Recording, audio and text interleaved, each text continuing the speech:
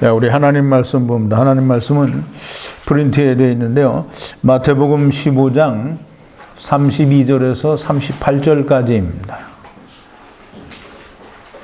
1번부터 7번까지로 프린트가 되어 있는데요.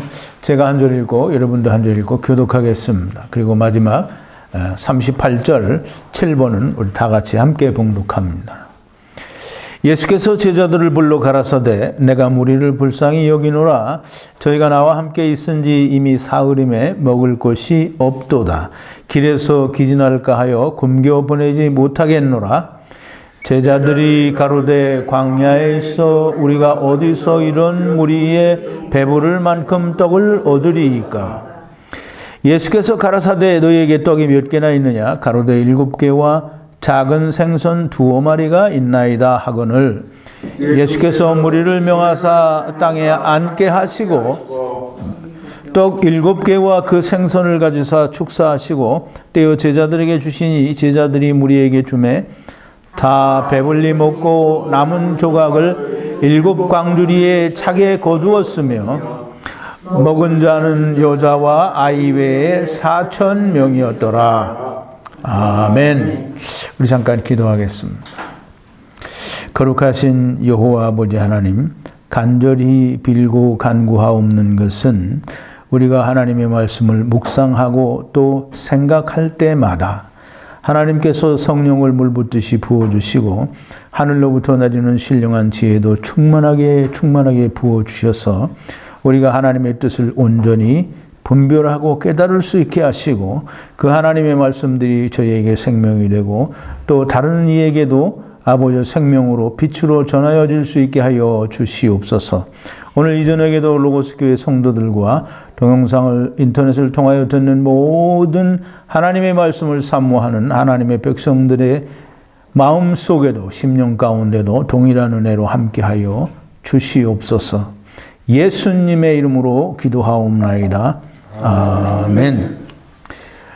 오늘은 떡 7개와 작은 물고기 몇 마리로 4,000명을 먹이신 기적을 우리가 공부를 좀 해보겠습니다. 우리가 잘 아는 오병이어의 기적과 상당히 흡사하고 또 그렇게 멀리 떨어지지 않는 곳에서 두 사건이 있었으므로 굉장히 비슷하다라고 생각할 수 있습니다. 근데 이제 먼저 한 가지 말씀드리고 싶은 건 분명히 오병이어의 기적과 떡 7덩이와 작은 생선 2마리로 4,000명을 먹인 것은 분명히 다른 사건이고 또 하나님께서 그 사건을 통해서 다른 메시지를 우리에게 주고 있습니다. 그런데 제가 인터넷을 찾아보다가 보니까 어떤 사람이 자기가 공부하는 교회 또는 그 성서 아카데미라고 하는 어떤 학원의 목사님에게 질문을 했습니다. 이 오병이어의 기적과 칠병이어라고 하는데 사실 칠병이어는 아니고요. 칠병과 적은 생선 몇 마리에 대한 비유를 자기가 어디에서 듣기를 이 오병이어는 유대인들의 구원에 관한 문제요. 또 이 칠병이어는 이방인들의 구원에 관한 문제라고 들었는데 그 말이 맞느냐라고 물어보니까 그 목사 전형적인 알레고리 해석이라고 하는데 알레고리란 무슨 말이냐면 우화적인 그런 해석이라고 하는 거예요. 그래서 이것은 우화, 어떤 그 얘기에 지나지 않는 우화라는 거예요. 우화. 그 우화에 지나지 않는 그런 해석이라는 거예요. 그러면서 무시를 해도 좋다는 거예요. 그런 사람의 해석은 무시를 해도 된다는 거예요. 그러면서 그 질문한 사람이 그러면 이 두 사건은 한 가지의 사건이냐 아니면 각기 다른 사건이냐라고 물었더니 그 목사가 대답하기를 본래는 하나의 사건인데 이 구전으로 전승으로 내려오다가 숫자들이 변형이 돼서 바뀌어졌는데 그래서 두 개의 다른 사건인 것처럼 보이는데 아마 제자들이 둘 다 중요하다고 생각을 해서 둘 다 기록을 한 것이 아니겠느냐라고 그렇게 대답을 했더라고요. 그래서 참 너무 어이가 없고, 정말 이런 사람이 목사인가, 그럼 무슨 신학 박사라고 하는 것 같던데, 뭐 이런 사람이 목사인가 좀 너무 한심하더라고요. 야고보서 1장에 보면 야고보가 그렇게 말합니다. 선생된 우리가 더 큰 심판을 받을 줄 알고 너희가 선생이 많이 되지 말라라고 말씀하는 그 내용이 너무 크게 들리는 것 같아요. 모르면 모른다고 해야지, 무슨 우화적인 해석이니까 무시해도 좋고, 두 가지의 틀림없는 다른 사건인데도 불구하고 그것이 하나의 사건인데 전해 내려오다가 그 이야기가 와전돼서 바뀌어진 것을 제자들이 생각할 때 둘 다 중요하다고 생각해서 두 가지로 기록을 한 거라는, 이런 참 허망한 소리를 해야 되는 게 무슨 신학 박사라고 하고 목사라고 하고, 참 선생이 많이 되지 말아야 됩니다. 분명하게 성경은 예수님께서, 하나님께서 시편 기자를 통해서도 먼저 말씀하시죠. 시편 78편 2편의 2절에 보면 내가 내 입을 열고, 설교 관련 성구 1번이에요. 내가 입을 열고 비유를 베풀어서 옛 비밀한 말을 발표하리니 그랬어요. 이게 하나님이 성경 말씀을 우리에게 주실 때 많은 것들이, 뭐 100% 비유라고 할 수는 없겠죠. 근데 많은 것들이 비유예요. 비유를 베풀어서 옛 비밀한 것을 알려준다고 했고, 또 마태복음 13장 34절 35절에 보면 2번이죠. 예수께서 모든 것을 우리에게 비유로 말씀하시고 비유가 아니면 아무것도 말씀하지 않으셨으니 이는 선지자로 하신 바 내가 입을 열어 비유로 말하고 창세로부터 감추인 것을 드러내리라 함을 이루려 하심이니라 그랬어요. 성경은 물론 말씀 자체가 비유인 것도 있지만, 그러나 사건 자체가 하나님께서 그 사건을 통해서 뭔가 말씀하시고자 하는 이면의 뜻이 있다는 걸 그걸 알아야 되는 거예요.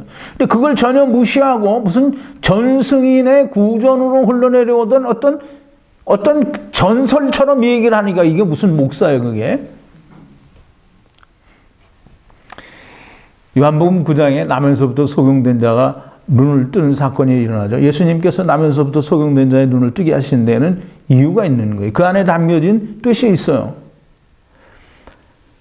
보지 못하는 자들은 보게 하고 보는 자들은 보지 못하게 하기 위해서 예수님이 오셨다라는 거예요. 이 소경된 자를 눈을 뜨게 하셔서 예수 그리스도를 만나게, 당신을 보여주시고 당신을 만나게 하신 것처럼 눈을 뜨고 산다고 하는, 너희들아 너희도 눈을 뜨고 예수 그리스도를 만나보라는 그 하나님의 뜻과 메시지가 그 안에 담겨져 있는 거예요. 그런데 그걸 참 무식하게도 무슨 전승이다, 또는 그것이 와전돼서 숫자가 바뀌어갖고 두 가지 사건인 것처럼 보이는데 한 가지 사건이고, 또 뭐 유대인을 위한 뭐 해석을 하고 또 이방인을 위한 해석을 하는 거는 뭐 우화적인 해석이니까 다 무시해도 된다. 참 너무 한심해도 한심한 얘기를 하고 있는 거예요. 자, 이제 오병이어에 대해서는 이미 종말과 심판, 창조에서 심판까지라는 그 성경 강해의 그 3부의 종말과 심판의 7번째 동영상 성경 강해에서 자세히 설명을 드렸습니다. 아마 그게 무슨 내용인지 잘 모르시면 제가 오늘 간단하게 소개는 해드릴 텐데요. 궁금하시면 3부 종말과 심판 7번 그 남은 것이 12광주리다라고 하는 그런 제목을 찾아서 보시면 알 수 있습니다. 예, 우선 오병이어나 오늘 이 본문, 즉 떡 7덩어리와 작은 생선 여러 마리로 4,000명을 먹이신 이 사건을 우리가 이해를 하고, 하나님께서, 예수 그리스도께서 이 일을 통하여 우리에게 무슨 메시지를 주시려고 하는 것인가를 이해하고 그걸 깨달으려고 하면 먼저 알아야 되는 하나님께서 세상을 향하여 세우신 그 하나님의 뜻을 이해를 할 수 있어야 돼요. 그게 뭐냐면 마태복음 19장 30절에 보면 이 5번인데요.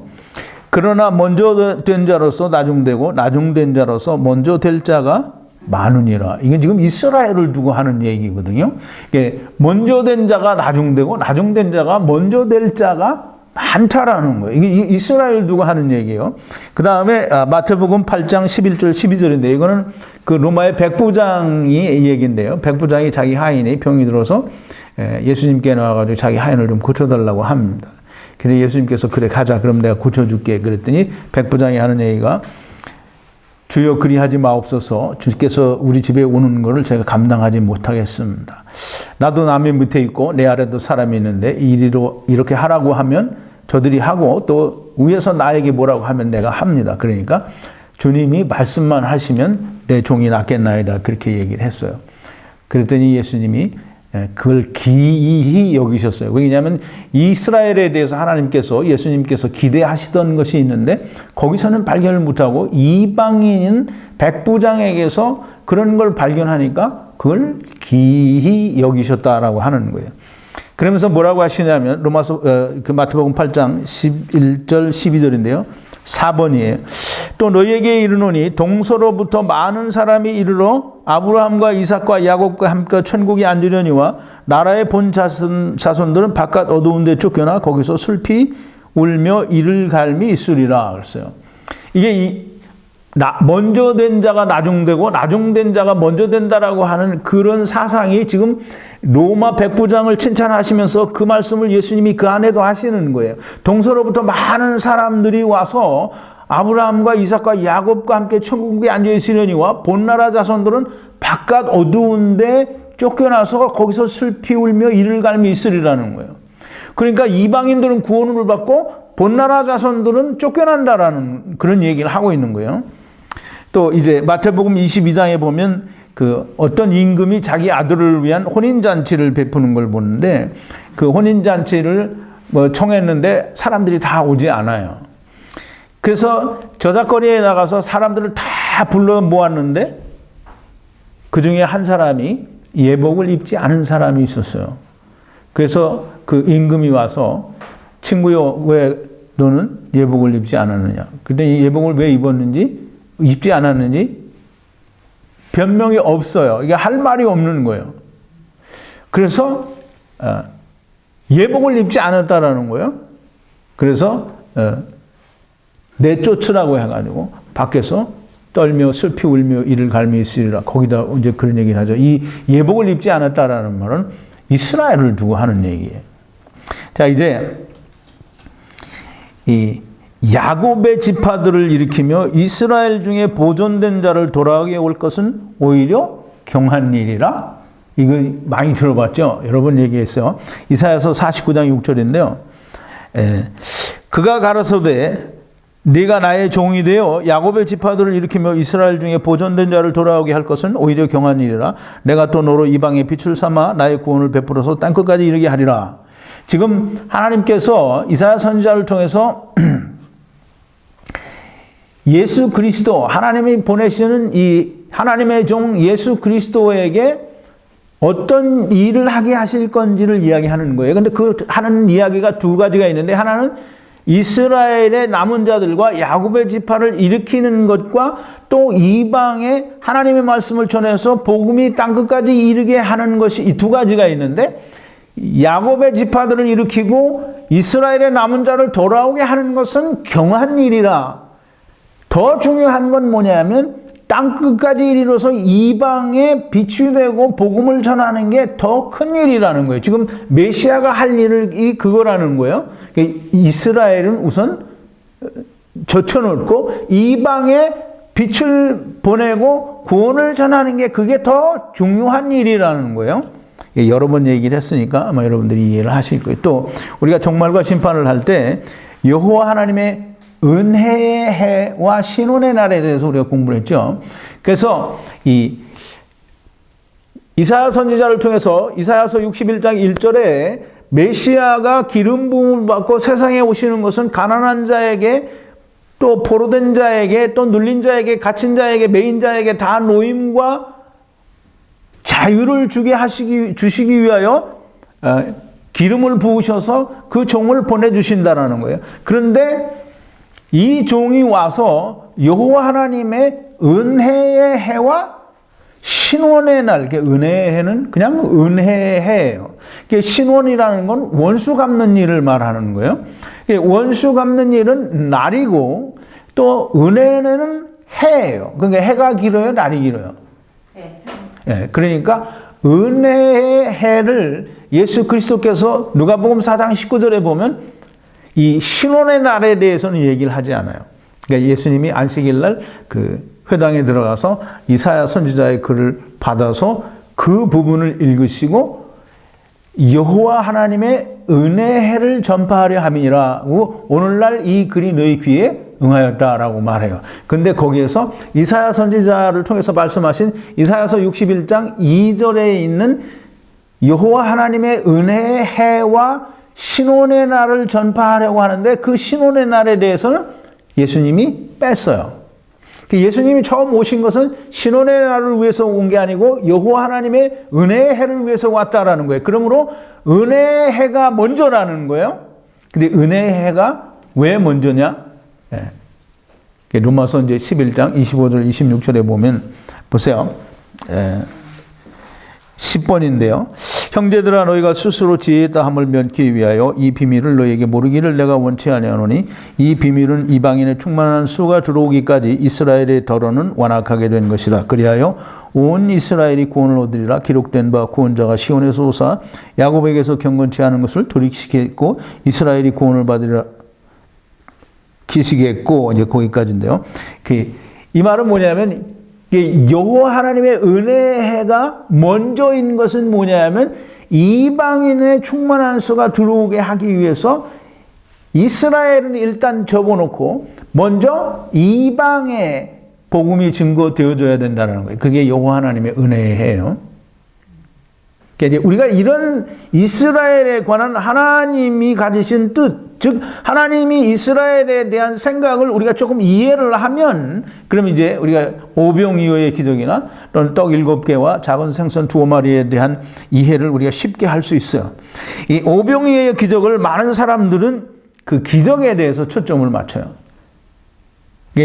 예수님이 하나님의 아들이기 때문에 큰 권능과 능력으로 아무것도 없는 데에서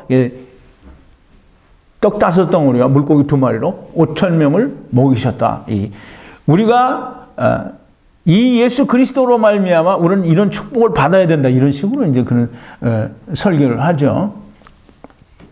그러면 이 기적에다 초점을 맞춰서 이야기하면 그러면 하나님께서 말씀하시고자 하는 것을 다 버리는 게 돼요. 예수님께서 이 기적을 통해서 오병이어의 기적을 통해서 인생들이 알기를 원하시는 것이 좀 따로 있습니다. 우리가 그걸 좀 꼭 알아보자고요. 물론 이제 지난번에 종말과 심판 7번에서 우리가 분명히 공부를 했어요. 오병이어, 그러니까 오병은 오는 5을 말하죠. 병은 떡을 말해요. 떡.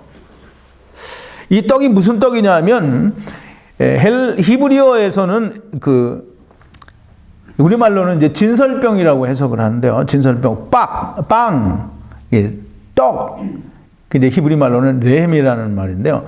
빵, 떡 이런 뜻이에요. 근데 이 빵, 떡이 어디에 나오는 거냐면 출애굽기 구약에서는 보면 성전에 또는 성막에 그 떡상을 놓는데 그 떡상에 놓는 떡들이 진설병이에요. 그게 떡이에요. 그게 빵이고 그게 레헴이고 그거를 헬라말로 번역을 할 때 알토스라고 하나요? 예. 알토스로 그렇게 번역을 했어요. 그래서 떡이에요. 근데 이 떡이 예수님이 뭐라고 하시냐면 요한복음 6장 48절에서 분명히 얘기하시기를 뭐라고 하시냐면 내가 곧 생명의 떡이라는 거예요. 떡. 그래서 이 떡은 진설병은 이제 떡상에 있는 그 떡들을 말하는데 12개를 놓거든요. 근데 그 떡을 진설병이라고 하고 그 떡 하나를 뭐라고 하냐면 달란트라고 하는 거예요. 그거를 키카르라고 하는데 그 둥근 떡 하나를 떡 모양이 둥글어요. 그래서 둥근 떡 모양 하나를 히브리 말로는 키카르라고 하는데 그 키카르라는 말이 무게를 다는 단위인 달란트라는 말과 같이 사용이 되었어요. 그래서 그 키카르라는 말을 헬라말로 번역을 할 때 달란트라고 번역을 했어요. 이 말은 여러분이 꼭 좀 기억을 하셔야 됩니다. 나중에 달란트 공부를 또 할 텐데 달란트는 권능이나 어떤 재능이나 이런 게 아니에요. 달란트는 떡이에요. 떡이에요, 떡. 자, 이제 그 달란트 얘기는 나중에 공부를 하기로 하고요. 이 떡인데 5병, 떡이 5개예요. 그럼 떡이 5개면 이미 공부를 다 했어요. 여러분들이 좀 생각이 날 것 같은데 떡 5개가 뭐예요? 네. 모세오경을 말하는 거예요. 이게 모세오경을 말하는데 율법을 말해요. 그러니까 율법에는 뭐가 기록이 되어 있냐면 율법에는 제가 지금 뭘 질문할 것 같아요? 율법은 우리를 누구에게로 인도하는? 예수 그리스도에게로 인도하는 모학선이다. 그럼 모학선생이다. 그럼 율법 안에는 뭐가 담겨져 있다는 거예요? 예수 그리스도가 담겨져 있다는 거예요. 근데 이제 보세요. 이 오병, 모세오경에는 뭐가 있냐면 예수 그리스도가 담겨져 있는데 예수 그리스도가 뭐냐면 그러니까 유대인들이 예수님께 우리에게 표적 보여주시기를 원하나이다. 그러니까 예수님이 뭐라고 하죠? 악하고 음란한 세대가 표적을 구하나? 이미 표적은 다 보여줬어요. 그러니까 저에게 보여줄 표적은 요나의 표적밖에 없다는 거예요. 요나 그러면 제일 먼저 생각나는 게 뭐예요? 네, 큰 물고기라는 거예요. 그게 물고기예요. 그래서 오병, 떡 5개, 즉 율법, 모세오경 속에 있는 예수 그리스도, 즉 요나의 표적은 물고기를 말하는데 물고기의 표적은 뭐냐면 예수 그리스도께서 오셔서 십자가에서 죽으셨다가 3일 동안 땅속에 있다가 다시 살아나실 걸 말하는 거예요. 요나가 물고기 뱃속에서 3일 동안 있다가 다시 살아나는 것처럼 예수님도 그렇다라는 거예요. 그래서 물고기는 예수 그리스도의 오심을 이야기하고 예수 그리스도가 오셔서 죽으셨다가 3일 만에 부활하실 걸 말하는 거예요. 그러면 이제 물고기가 예수 그리스도를 말하는 것이요. 예수 그리스도께서 오셔서 십자가에서 죽으셨다가 3일 만에 부활하실 걸 얘기하는 게 그게 물고기예요. 근데 물고기가 2마리잖아요. 이게 왜 2마리인가? 제가 먼저 번에 그 종말과 심판에서 설명을 드릴 때 초림과 재림이라고 이제 2번 오시는 거에 대해서 말씀을 드렸는데 물론 2번 오시는 거에 대해서는 변함이 없는 사실이에요. 근데 조금 달라지는 건 뭐냐면 이스라엘이 기다리는 건 초림과 재림이 아니라 2번 다 초림을 기다리는 거예요. 그러니까 이게 무슨 말이냐면 이스라엘이 이게 물고기 2마리로 모두가 5,000명이 배불리 먹고 얼마가 남았다고요? 12바구니. 12바구니. 광주리하고 바구니하고는 좀 달라요. 그래서 12바구니. 이게 이스라엘이 먹는 건 바구니예요. 12바구니가 남았는데 12바구니는 뭘 상징한다고 했어요? 이게 중요한 게 뭐냐면 예수님이 이 칠병이어 때에는 뭐 남겨라 버리지 마라 이런 얘기를 안 해요. 근데 마태복음이나 마가복음이나 누가복음 이 다 거기를 다 찾아봐도 버리지 말고 남겨두라는 말을 하는 데는 요한복음밖에 없어요. 요한복음 6장 12절인데요. 14번이 저희가 배부른 후에 예수께서 제자들에게 이르시되 남은 조각을 거두고 버리는 것이 없게 하라 하심으로 그랬어요. 예수님이 왜 남겨서 버리지 말라고 했느냐면 12광주리가 남았어요. 그걸 버리지 말라는 거예요. 왜? 누군가가 그걸 먹어야 돼요. 그게 누구냐면 12광주리니까 이스라엘의 12지파가 먹어야 되는데 이스라엘이 그걸 먹어야 되는 거예요. 이스라엘이 모세오경과 물고기를 이미 예수 그리스도가 오셨는데 이 이스라엘은 또 예수님이 오신 걸 인정하지 않고 다시가 아니죠. 예수님이 이제 처음 오실 걸 기다리고 있잖아요. 그러니까 이스라엘은 뭐 꼭 그렇게 얘기할 수는 없지만 2번 기다리는 거예요. 한 번 기다려서 오셨는데 그걸 인정 안 하고 또 오기를 바라는 거예요. 그래서 물고기가 2마리인 거예요. 근데 이스라엘이 그걸 먹는다라는 말은 자기들이 기다리는 이 예수님이 다시 오실 그때, 근데 자기들은 초림이라고 그걸 생각을 하겠지요. 근데 이제 우리 믿는 사람들 입장에서 보면 그거는 재림이에요. 그러면 예수님이 오실 때까지 모세오경, 즉, 떡 5개를 가지고 먹고 있어야 되는 거예요. 이게 이스라엘은 예수님이 다시 오실 때까지 율법 아래에 있다라는 걸 말하는 거예요. 이게 이스라엘은 지금도 율법 아래에 있죠. 물론 이스라엘 가운데도 예수 그리스도를 믿고 율법에서 벗어나는 사람들이 있어요. 그러나 전체적인 이스라엘은 여전히 지금도 처음 오실 예수님을 기다리고 먼저 2000여 년 전에 오셨던 예수님 믿지 않는다는 거예요. 그래서 이 오병이어의 기적을 통해서는 하나님께서, 예수 그리스도께서 무슨 말씀을 하시는 거냐면, 이스라엘은 예수님이 다시 오시는 그날까지 율법 아래서 헤매고 있을 것이라는 게, 구원이 거기는 없다라는 거예요. 그래서 사도 바울이 로마서 11장 25절 26절에서 이방인의 충만한 수가 차기까지라고 말을 하는 것이며, 이사야서 49장 6절에서 야곱의 지파와 이스라엘의 남은 자를 돌아오게 할 것은 경한 일이라.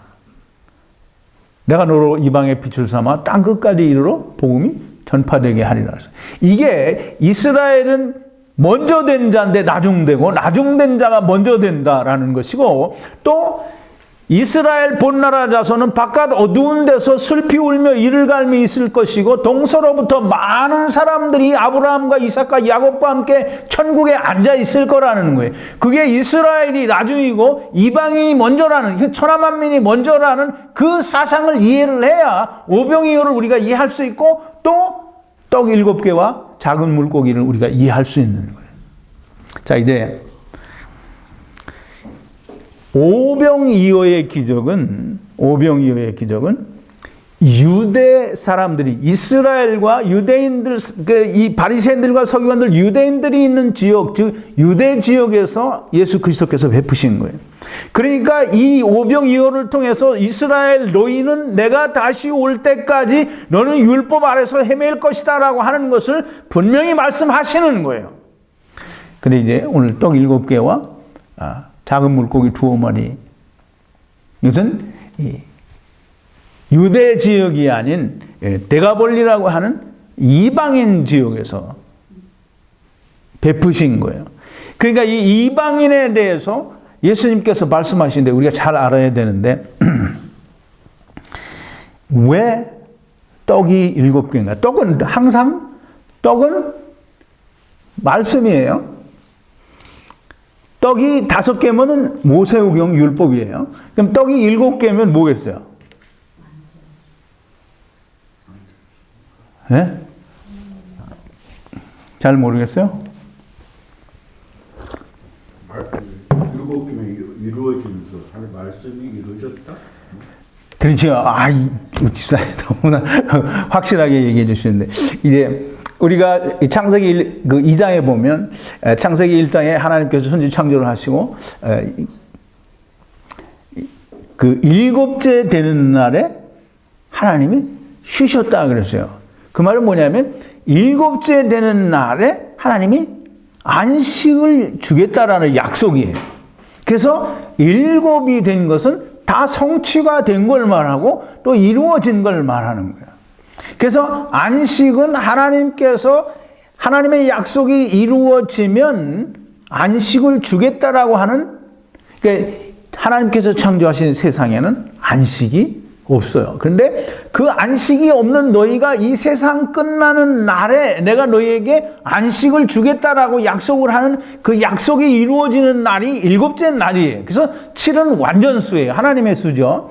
그래서 7은 완전수인데 떡이 7개다라고 말하는 것은 지금 집사님 말씀하신 대로 이루어진 말씀, 성취되어진 증언이 있는 말씀. 그래서 신명기 18장 22절인데요. 만일 이게 이스라엘 백성이 시내산에서 하나님께서 모세를 통해서 너네들이 다 그럼 하나님의 산으로 다 나오라. 그러면서 이제 이스라엘 백성들에게 다 정결 예식을 하고 다 이제 이스라엘 백성을 하나님 앞으로 나오게 했어요. 그 이제 하나님 앞으로 나와서 산 아래에 있는데 하나님이 나타나셔서, 아니 하나님이 무슨 모습으로 나타나신 게 아니고 하나님이 나타나시는 어떤 징조나 또는 이런 어떤 그런 걸로 보여주니까 이 사람들이 다 자기들이 죽는 줄 알았어요. 그래서 모세에게 뭐라고 말했냐면, 당신이 하나님과 얘기하고 하나님께 말씀을 받아서 우리에게 전해달라. 우리가 다 듣겠노라. 하나님이 우리를 직접 만나시게 하지 마라. 왜? 우리가 다 죽을까 하니까. 그래서 하나님이 저들의 말이 옳도다. 그러니까 내가 너의 형제, 너의 민족 가운데에서 내가 선지자 하나를 세우리니 그 선지자의 말을 너는 들으라 그랬어요. 근데 이제 하나님께서 미리 이스라엘 백성의 입장을 얘기하는 거예요. 너희가 말하기를 우리가 그 사람이 말하는 것이 하나님께서 그 사람에게 말씀을 주셔서 우리에게 말하는지 우리가 어떻게 알겠습니까? 라고 너희들이 반문해야 된다는 거예요. 그럼 그렇게 반문하면 내가 말하는데 내가 지명한 선지자가 말한 말에는 증언도 있고 성취함도 있어야 된다는 거예요. 그 증언도 있고 성취함도 있다라는 말씀은 하나님의 말씀이 이루어지고 성취되어진 것이 증언도 있고 성취함도 있는 말씀이에요. 그게 뭐냐면 요한복음 19장 30절에서 말하는 예수님께서 십자가에서 그 쓴 포도주를 한 모금 드시고 그냥 고개를 떨구시고 다 이루셨다 하시면서 영원히 떠나가셨다 그랬어요. 예수님 뭐 하셨다고요? 다 이루셨다 그랬단 말이에요. 다 이루셨다라는 말이 그게 증언도 있고 성취함도 있는, 즉 하나님께서 약속하신 그 하나님의 말씀들이 7개가 있다라는 말은 완전하게 성취되어지고 이루어진 하나님의 말씀이라는 거예요. 그게 떡 7덩어리예요. 자, 이제 물고기에 대해서 우리가 좀 알아봐야 되는데, 여기는 그 오병이어의 기독처럼 물고기 2마리라고 이렇게 딱 지명해 있지가 않아요. 근데 사람들은 다 오병이어니까 7병도 이어다라고 생각을 해요. 근데 여기는 그 작은 물고기, 우리말로는 그게 되죠. 작은 물고기 2마리라고 되어 있는데, 이 2마리는 그 영어로 하면 few, 이게 적은 소수, 그리고 물고기는 아주 작은 물고기예요. 그래서 오병이어 때에는 이게 우리가 흔히 말하는 우리가 먹을 수 있는 생선이나 이렇게 우리가 보면 이거는 물고기다라고 알 수 있는 큰 물고기를 말하는 것이고, 여기서 말하는 생선은 작은, 그걸 이제 더 이렇게 표현을 하자면 작고 귀여운 물고기들이라고 그렇게 표현을 하는데요. 작은 물고기들을 4,000명을 먹이는데, 떡 7개와 작은 물고기들로 이 4,000명을 먹였다라는 거예요. 그럼 이 작은 물고기가 뭐냐? 이 물고기는 뭐라 그랬죠? 오병이어에서? 요나의 표적이라고 했잖아요. 요나의 표적은 누구의 오심이라고요? 예수 그리스도의 오심이에요. 그럼 이제 예수 그리스도께서 하나님의 말씀, 즉 떡 7개 완전한 말씀으로 모든 걸 다 이루시고 십자가에서 다 끝났어요. 그럼 예수님이 어디 가 계세요?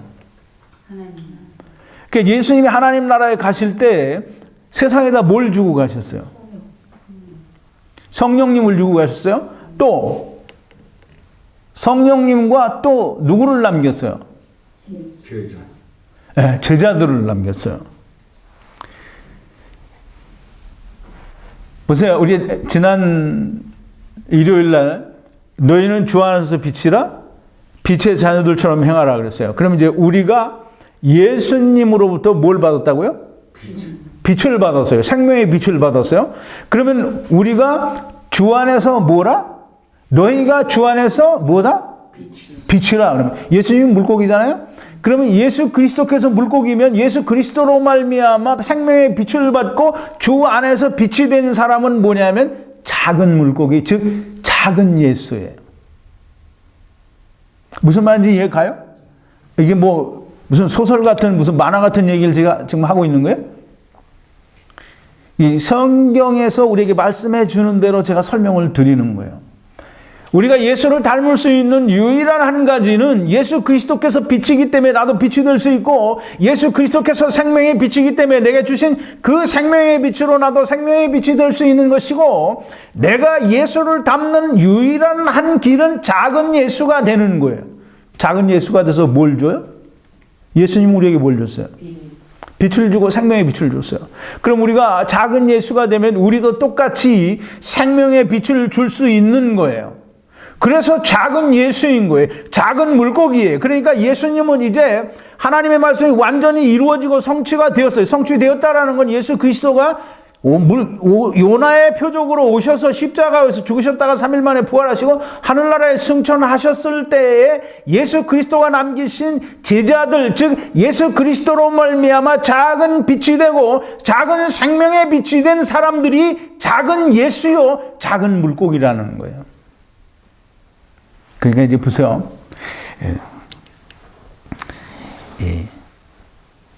오병이어 때에는 먹고 남은 그 떡과 물고기가 12바구니에 찼어요. 바구니에. 근데 이제 이 떡 7개와 작은 물고기들로 4,000명을 먹이고 난 뒤에는 7바구니가 아니고 7광주리예요. 7광주리에 가득 찼다고 그랬어요. 그럼 이제 보세요. 우리가 굉장히 좀 재미있기도 하고 참 하나님의 그 오묘하신 진리가 이렇게 담아져 있구나 하는 걸 우리가 알 수 있는데, 이스라엘은 바구니라고 해서, 바구니는 그 헬라어로 코피노스라고 하고, 광주리는 스피리스라고 해요. 근데 바구니는 그 재질이 무엇인지 모르고 이 바구니의 재질이 무엇이든지 그것은 크게 상관이 없어요. 그런데 광주리의 재질은 상당히 중요해요. 이게 광주리는 뭐냐면 갈대를 엮어서 만든 이 광주리예요. 이렇게 말하자면 이 광주리는 상당히 크게도 만들었는데, 이 사도 바울이 자기를 죽이려고 하는 사람들 때문에 도망을 갈 때 형제들이 바울을 광주리에 넣어서 성 밖으로 내려보내서 도망을 가게 했어요. 그 광주리 똑같이 갈대로 엮은 광주리예요. 사도 바울이 광주리에 담겨져서 도망을 갔다는 데는 어떤 작은 뜻이 있어요. 우선 광주리를 좀 이해를 해야 되는데요. 광주리는 갈대를 엮어서 만든 큰, 우리말로 하면 소쿠리예요. 광주리. 얘는 스피리스로 이렇게 갈대를 엮어서 만든 바구니. 이제 보세요. 이 갈대는 그 나일강 지역에서 이제 많이 나는데, 이게 애굽의 나일강 지역에서 많이 나는데, 모세가 태어났을 때 3개월 동안인가 몰래 숨겨서 길렀어요. 근데 3개월 동안 기를 때 이제 날이 점점 더 오래 지나고 애는 커가고 그러니까 더 이상 숨길 수가 없었어요. 그래서 이 광주리, 갈대를 엮어서 만든 광주리에 거기에 이제 무슨 방수 그 재질을 썼겠지요. 그 옛날에도. 그래서 그거를 광주리, 갈대로 엮은 광주리를 만들어서 모세를 거기다 넣어가지고 나일강에 띄운 거예요. 모세가 이 갈대로 만든 광주리를 타고 나일강에서 떠나갔고, 이 애굽의 공주의 손에 이게 데려가게 된 것은 의미가 있는 거예요. 이 모세가 담겨져 있던 광주리는 갈대로 만드는 게, 갈대는 어디를 상징하냐면, 갈대는 뭘 말하느냐 하면, 갈대가 뭘 말하는 것 같아요? 애굽? 네, 애굽을 말해요. 이제 우리 한번 찾아보자고요.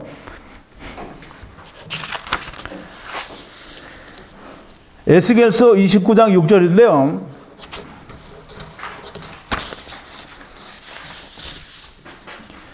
네, 19번인데요. 애굽의 모든 거민이 나를 여호와인 줄 알리라. 애굽은 본래 이스라엘 족속에게 갈대 지팡이라. 이게 무슨 말이냐면, 갈대는요, 바람에 흔들리기도 하지만 잘 꺾어지지 않아요. 근데 꺾어지면 또 이렇게 날카롭게 돼서 사람을 찌르고 다치게 해요. 그래서 이 애굽은 이스라엘의 갈대라는 거예요. 그러니까 애굽은 이스라엘을 괴롭게 하는 존재라는 뜻을 가진 거예요. 보세요. 이제 또 그 뒤에 열왕기 하 18장 21절인데요. 이거는 이사야서에도 똑같이 나오는데, 이게 무슨 말이냐면, 그 아수르 왕이 그 유대 나라를 쳐들어올 때 유대가 애굽에 대해서 상당히 도움을 요청하고 애굽에 많이 기댔어요. 그러니까 이 아수르 왕이 하는 말이 뭐냐면 이제 네가 저 상한 갈대 지팡이 애굽을 의뢰하도다 그랬어요. 여기서 뭐라 그랬어요? 갈대 지팡이 애굽이라 그랬어요. 근데 이제 이 아수르는 막 떠오르는 나라고 애굽은 이제 지는 나라예요. 그러니까 아수르 왕이 애굽을 비하해서 하는 말이 상한 갈대라는 거예요. 갈대는 애굽을 말해요. 그래서 상한 갈대는 다 쓰러져가는 멸망되어져가는 연약한 그런 애굽을 상한 갈대라고 하는 거예요. 자, 이제 보세요. 이사야서 42장 1절부터 4절까지인데요. 21번인데요. 내가 붙드는 나의 종, 내 마음에 기뻐하는 나의 택한 사람을 보라. 이게 누구예요? 누군 것 같아요? 이게 내가는 이 하나님을 말하는 거예요. 내가 붙드는 나의 종, 하나님의 종이 누구예요? 내 마음에 기뻐하는 자, 하나님께서 기뻐하시는 자가 누구예요? 나의 택한 사람을 보라. 하나님이 택한 자가 누구예요? 예수님이에요. 예수님이 뭐라? 내가 나의 신을 그에게 주었은즉 그가 이방에 공의를 베풀리라. 그는 외치지 아니하며 목소리를 높이지 아니하며 그 소리로 거리에 들리게 아니하며 상한 갈대를 꺾지 아니하며. 이 상한 갈대가 뭐라 그러죠? 애굽은 어디를 상징하는 거예요? 세상. 예. 그 상한 갈대는 애굽을 상징하고 동시에 애굽은 세상을 상징하니까 상한 갈대는 이방을 말하는 거예요. 이 상한 갈대를 꺾지 아니하고 꺼져가는 등불을 끄지 아니하고 진리로 공의를 베풀 것이며 그는 쇠하지 아니하며 낙담하지 아니하고 세상에 공의를 세우기에 이르리니 섬들이 그 교훈을 앙망하리라 그랬어요. 지금 이제 이 갈대를 엮어서 만든 광주리는 애굽을 상징하는 거고 애굽은 세상을 상징하는 거예요. 그러면 일곱이라는 완전하다라는 그 뜻을 담고 있는 이방은 뭐냐면 땅끝까지라는 거예요. 즉 완전하게 다 하나님의 말씀으로 채워질 때까지라는 그런 뜻이에요. 그래서 이제 우리 마태복음 28장 19절 20절에 보면 이제 예수님께서 이 제자들에게 지상 최대의 명령을 내리는 게 있죠. 그게 뭐죠? 23번인데요. 그러므로 너희는 가서 모든 족속으로 제자를 삼아 아버지와 아들과 성령의 이름으로 세례를 주고 내가 너희에게 분부한 모든 것을 가르쳐 지키게 하라. 볼지어다 내가 세상 끝날까지 너희와 항상 함께 있으리라 하시니라 그랬어요. 또 사도행전 1장 8절에 보면 예수님이 너희는 예루살렘을 떠나지 말고 아버지께로부터 약속하신 성령을 보내주실 때까지 기다리라 그러니까 제자들이 뭐라 그랬어요? 아, 이스라엘 나라로 회복할 때가 이때니까. 그러니까 예수님이 뭐라 했어요? 때와 권한은 기한은 아버지께서 자기의 권한에 두셨으니 너희는 오직 성령이 임하시면 너희가 권능을 받고 유대와 예루살렘과 온 유대와 사마리아와 땅 끝까지 이르러 내 증인이되라 이렇게 말씀하셨어요. 또 마태복음 24장 14절에 보면 이 천국 복음이 모든 민족에게 증거되기 위하여 온 세상에 전파되리니 그제서야 끝이 오리라 그랬어요. 지금 이 말이 뭐냐면 떡 7개와 작은 물고기들로 4,000명을 먹인 것은 이방에 예수 그리스도로 말미암아 이루어진 온전한 복음이 먼저 전해지고 증거되어질 것이고 그것이 땅끝까지 이르게 될 것이라는 걸 말씀하는 거예요. 이게 유대인들에게는 뭐라고 했냐면 그것이 다 끝날 때까지 너희는, 그래서 예수님 다시 오실 때까지 너희는 율법 아래 있을 거라는 걸 얘기를 하는 거예요. 이방 지역에 와서는 너희에게 상한 갈대를 꺾지 않는 하나님께서 보내주시는 하나님의 종, 하나님께서 기뻐하시는 자, 하나님의 택한 종이 너희를 온전한 복음, 7개의 하나님의 말씀을, 이루어진 하나님의 말씀을 주셔서 이방에 구원을 베풀겠다라고 하는 것을 칠병 작은 물고기들로 말미암아 하나님께서, 예수 그리스도께서 이방 지역에 복을 주시는 내용을 담고 있는 거라 이 말이에요. 이제 우리가 좀 생각을 해봐야 됩니다. 오병이어와 떡 7개, 7병, 작은 물고기들로 이방 지역에 와서 이방 사람들을 4,000명을 먹였다라는 이 얘기는 이방 지역에 복음을 먼저 주시는, 즉 그 이스라엘은 나중이라고 하는 하나님의 말씀을 분명하고 명확하게 예수 그리스도께서 설명하고 계시는 거예요. 그걸 이제 우리 마태복음 12장 17절에서 21절에 보면 22번인데요. 아까 이제 이사야서를 읽었죠. 이사야 선지자로 말씀하신 바, 보라 나의 택한 종 나의 마음에 기뻐하는 바 나의 사랑하는 자로 내가 성령을 줄 터이니 그가 심판을 이방에 알게 하리라 그랬어요. 그가 다투지도 아니하고 들레지도 아니하고 아무도 길에서 소리를 듣지 못하리라. 상한 갈대를 꺾지 아니하며 꺼져가는 심지를 끄지 아니하기를 심판하여 이길 때까지 하리니 또한 이방들이 그 이름을 바라리라 함을 이루려 하심이라 그랬어요. 예수 그리스도께서 이방 지역에 와서 떡 7개와 작은 물고기들로 말미암아 4,000명을 먹이시는 이 놀라운 역사를 보여주신 것은 이스라엘에는 가서 너희가 내가 다시 올 때까지 너희는 율법 아래 있을 것이라고 말씀을 하시고, 이방에는 먼저 여호와 하나님의 은혜의 해가 전파되어져서 이방인들의 충만한 수가 차기까지 먼저 저들에게 복음이 증거되어질 것이라고 하는 것을 말씀하시는 거예요.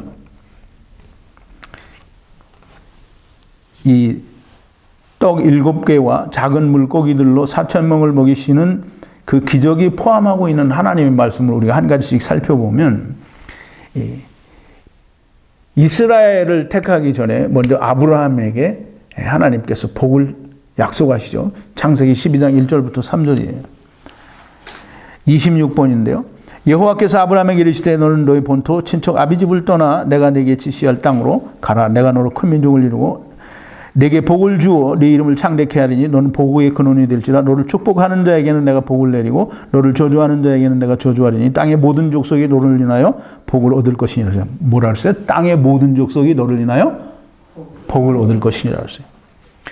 이게 지금 이스라엘에게 복을 주겠다라고 약속을 하시는 게 아니고 땅의 모든 족속이 아브라함으로 말미암아 복을 받을 것이라고 하는 것을 먼저 말씀하시는 거예요. 그리고 아까 이제 우리 읽어봤죠. 이사야서 49장 6절인데요.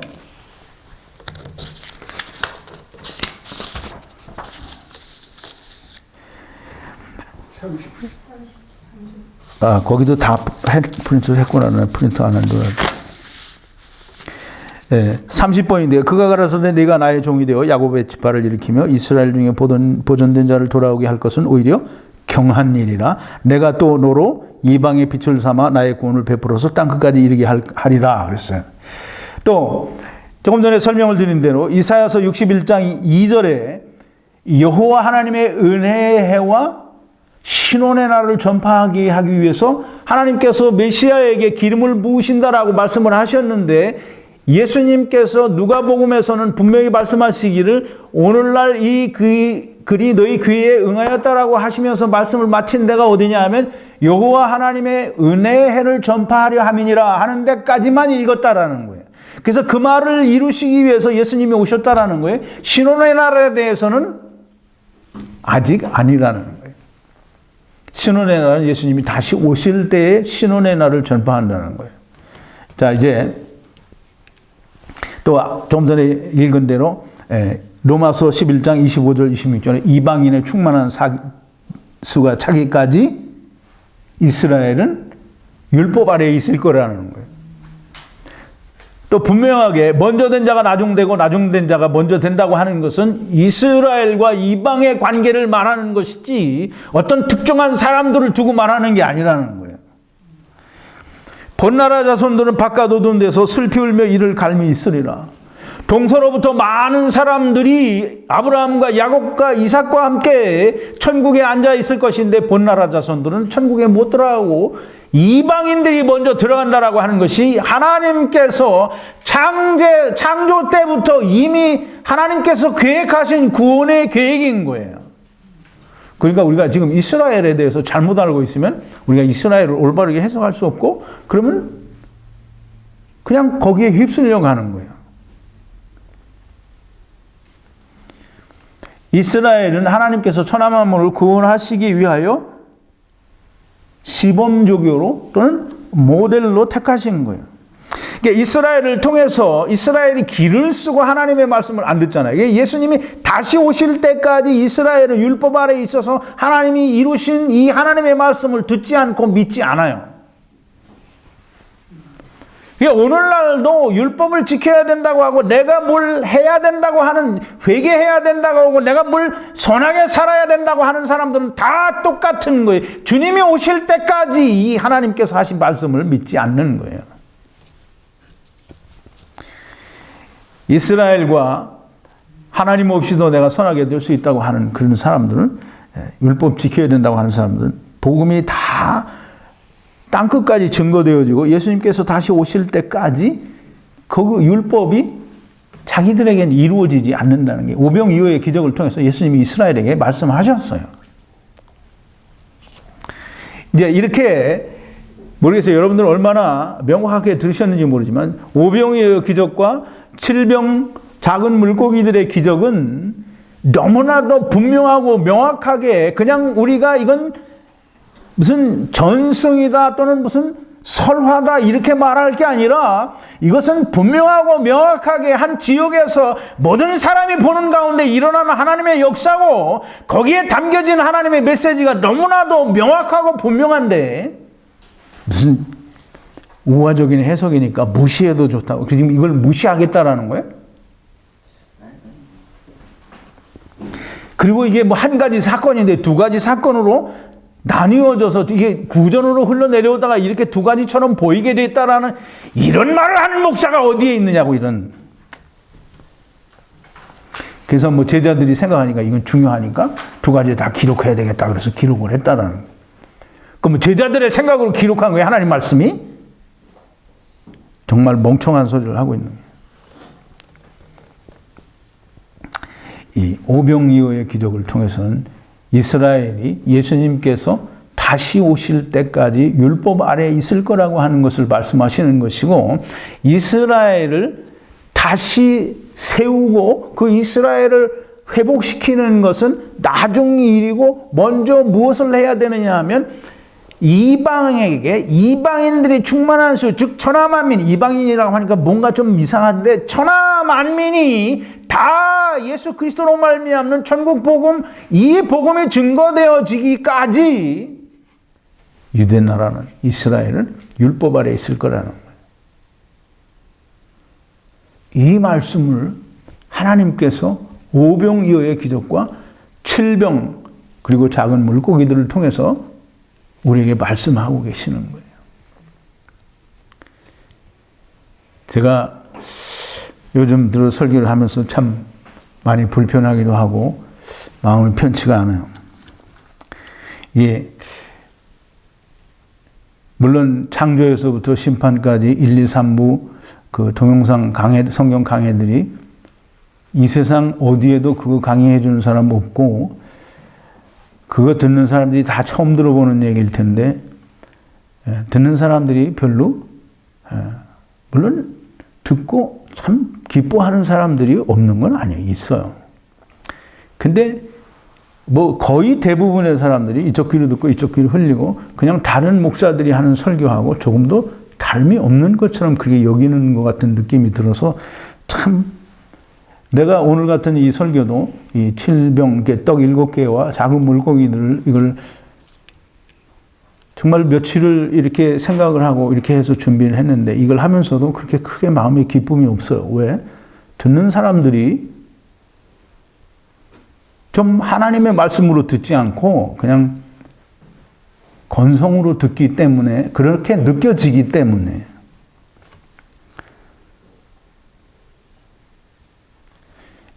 제가 소망을 갖고 설교를 하는 이유는 그래도 듣는 사람들이 여러 사람들이 있어요. 그냥 듣는 게 아니고 정말 지난번에 사망에 이르지 않는 죄도 있도다 하는 그 설교를 듣고 어떤 밴드에 있는 자매님이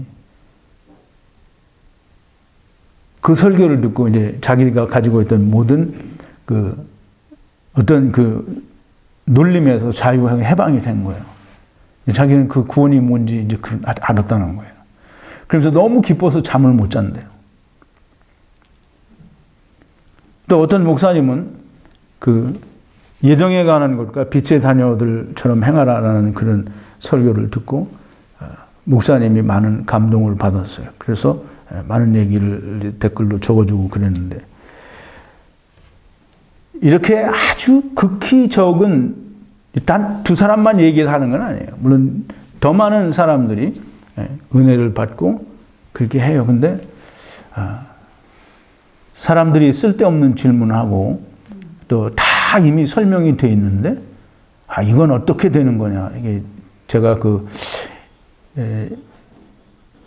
잃어버린 자를 찾아 사개월 설교를 할 때 그런 얘기를 했는데, 어떤 사람이 그 댓글에다 그런 질문을 했어요. 종말이 되면 사람들이 그 핍박과 고문에 못 이겨서 예수님을 부인한다는데 그건 어떻게 해석을 해야 되냐. 그래서 무슨 얼어 죽을 개 같은 소리를 하느냐.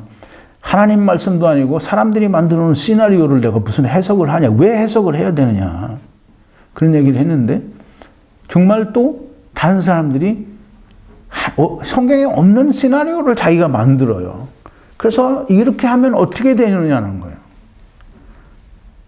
근데 그 문제에 대해서 어떤 사람은 사망에 이르지 않는 죄도 있도다를 듣고 나서는 구원을 얻고 자유함을 얻는데, 그 설교를 듣고도 또 자유함을 얻지 못하고 여전히 죄의 문제에 매달려서 이건 어떻게 해야 되느냐라고 하는 그런 질문을 들을 때 정말 피가 거꾸로 솟을 수밖에 없는 그런 마음이 돼요. 참 듣든지 안 듣든지 그냥 이게 복음을 전하고 말씀을 전해야 되는데, 참 그렇지 못한 상황이 올 때는 참 마음이 답답하고 참 기운이 완전히 땅속에 꺼져 들어가는 것 같이, 그렇게 정말 말씀을 전하는 일에 크게 재미가 없는 것 같은 그런 느낌이 들어요. 하여튼 그러거나 말거나 내 마음대로 할 수 있는 건 아니니까 하나님의 말씀을 끝까지 전해야 되겠죠.